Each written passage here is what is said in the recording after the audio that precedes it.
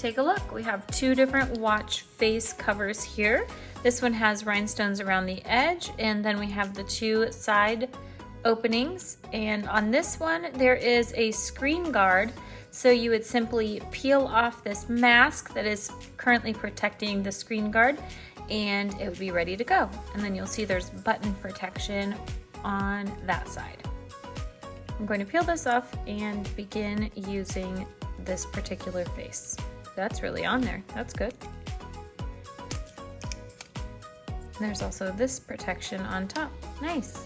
Very nice. I kind of feel like this would be easier to add when I have the watch off. All right, it will be okay. It's going to have a snug fit when you go to put the face on. Then just go ahead and peel off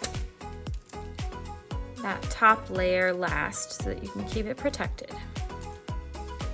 And now, will she pass the bling test? Let's see.